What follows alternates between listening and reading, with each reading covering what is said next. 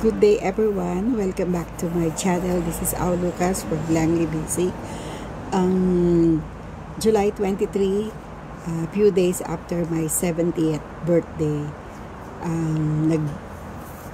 Nag-video ako ngayon just to thank everyone how thankful and grateful I am for remembering me on the day of my birthday.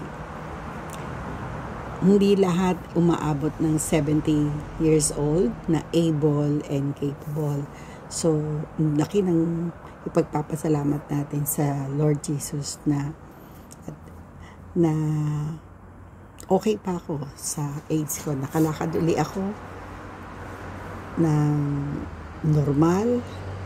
May pain, but of course, hindi maalis yung pain kasi nga 70 years old ka na. But again, ang laki ng pinagbago ng katawan ko kaysa last year, no?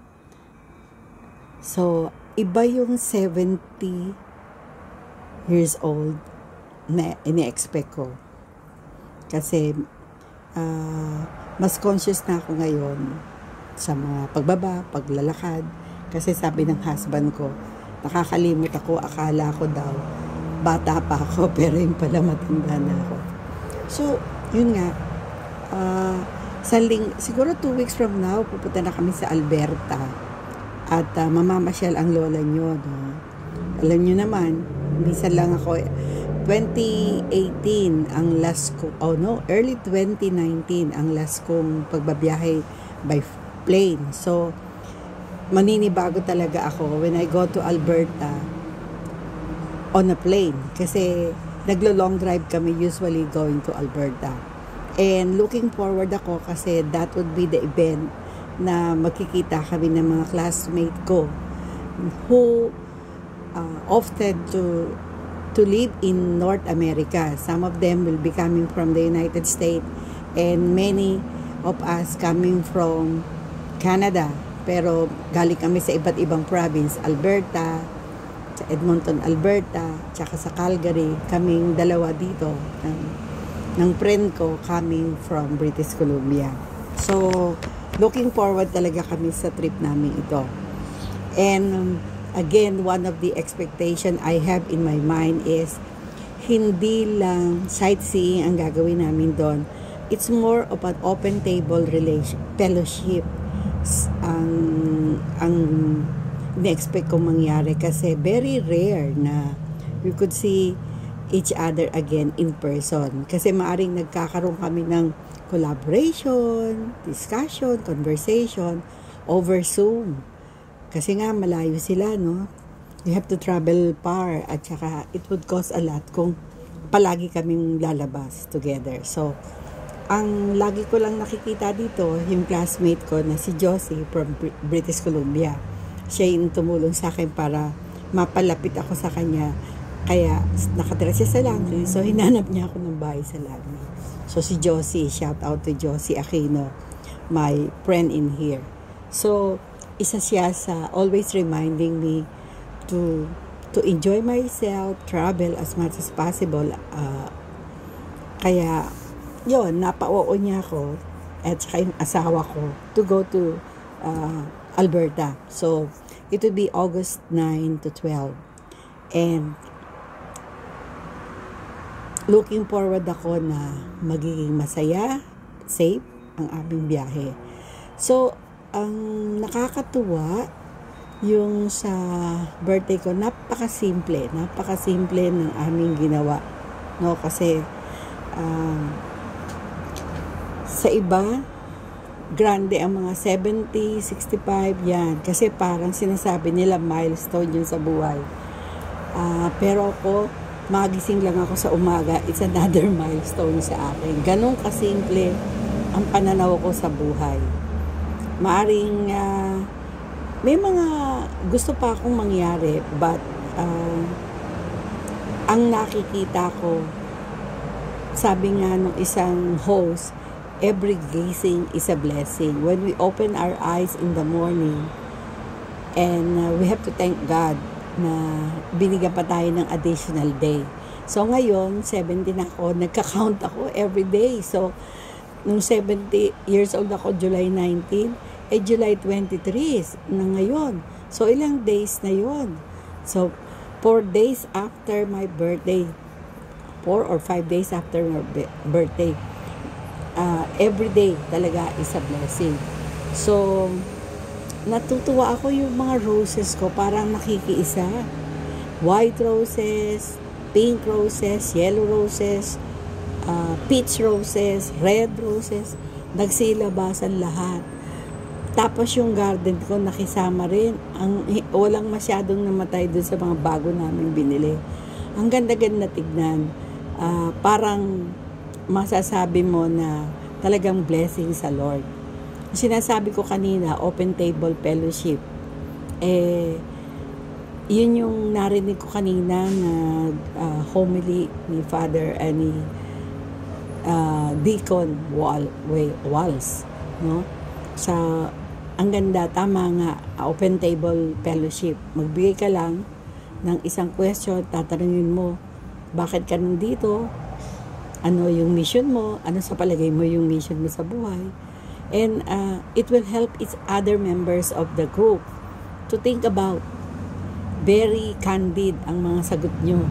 Bakit ba tayo buhay pa? Bakit ba tayo nagising sa umagang ito? It's good to ponder na lahat tayo, when we wake up in the morning, we have purpose in life. So, iniisip ko everyday, meron ba akong ginawa? Meron ba akong ginawang masama? May ginawa ba akong mabuti?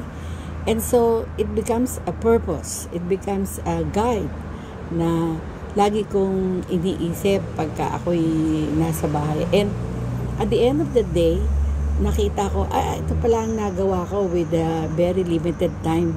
Marami ako nagawa. Especially, ang masaya ko if I spend it with my apos. No? I have 3 grandchildren. And yesterday, yung dalawa nasa akin. Very meaningful ang usapin nila. Sabi nila sa akin, these are ages 5 and 4. And they were telling me, Grandma, it's a beautiful day. And I'm so happy we're outside. And yesterday was a little bit cloudy. So, we enjoy our sit down together. Or yung nga open table fellowship with the 4 and 5-year-old kids. Ang ganda-ganda na ang mga bata, they really appreciate yung time together. Tinatawag nga sila ng mami nila kung if they wanted to go to Costco with the mommy. Pero sabi ng dalawang bata I'll rather stay with my Lola. Lola is a grandmother in Filipino. So, natuwa akong pinili ng apo ko rather than go shopping. And then, tinuruan ko sila mag-cut ng mag-behead na mga patay na bulaklak, how to handle the scissors, small scissor lang naman, and supervision talaga ang kailangan. Tuwag-tuwa sila. Simple task, but for them, it's a very meaningful task. Pulpit sila matapos ilang yung isa nga sabi niya, I did not behead only the dead flowers, including the leaves, Mama. I'm so sorry about that.